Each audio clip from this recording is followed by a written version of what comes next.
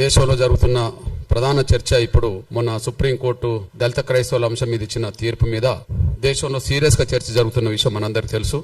దాని మీద ఎంఆర్పిఎస్ అభిప్రాయాన్ని నిర్దిష్టంగా చెప్పడం కోసం కొంత టైం తీసుకొని కొన్ని విషయాలు అధ్యయనం చేసినాకనే సమాజం ముందుకు రావాలి. ఏది న్యాయం అయితే ఆ న్యాయం వైపు నిలబడాలి, ఏది ధర్మం అయితే ఆ ధర్మం వైపే నిలబడాలి. దాన్ని అడ్డుకునే శక్తులు ఏ రూపంగా ఉన్నా ఎవరో ఏ పేరుతో ఉన్నా వాటికి తలొగ్గకుండానే ముందుకు సాగాలని ఒక స్థిరమైన నిర్ణయం తీసుకున్నాకనే ప్రెస్ మీట్ పెడుతున్నాం. దేశంలో ఉన్నబడే దళితులు క్రైస్తవ మతం పుచ్చుకుంటే వాళ్ళ ఎస్సీ హోదా రద్దే అని సుప్రీంకోర్టు ఇచ్చిన తీర్పును, ఆ తీర్పుపై మేము తీవ్రంగా ఖండిస్తున్నాం. ఎంఆర్పిఎస్ పరంగా అందుకు బలమైన నిరసన కూడా మేము తెలియజేస్తాం.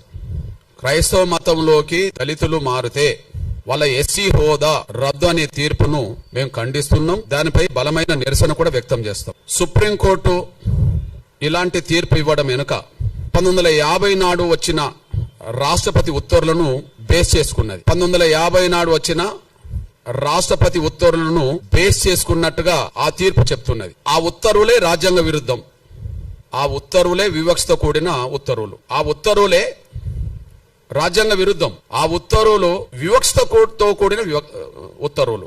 ఈ రెండు తప్పే. ప్లీజ్, నేను ముందు గుర్తు చేస్తున్నది ఏంటంటే దళితులు క్రైస్తవులకు మారితే రద్దు కావాల్సింది ఎస్సీ హోదా కాదు. ఈ పార్లమెంట్ కు చిత్తశుద్ధి ఉంటే, న్యాయ వ్యవస్థకు చిత్తశుద్ధి ఉంటే, లేదా ఉత్తర్వులు ఇచ్చే రాష్ట్రపతులకు చిత్తశుద్ధి ఉంటే రద్దు చేయాల్సింది కుల వ్యవస్థనే. కుల వ్యవస్థను రద్దు చేయండి. రద్దు కావాల్సింది ఎస్సీ హోదా కాదు. ఈ దేశంలో రద్దు కావాల్సింది కుల వ్యవస్థ. కుల వ్యవస్థను రద్దు చేసే చర్యలు తీసుకోండి, మేము స్వాగతిస్తాం, సమర్థిస్తాం. కుల వ్యవస్థను రద్దు చేసే చర్యలు ఎవరు తీసుకున్నా, ఏ పార్టీ, ఏ సంఘం, ఏ సంస్థ తీసుకున్నా వాళ్ళతో కలిసి పనిచేస్తాం, వాళ్ళ కండగా నిలబడతాం.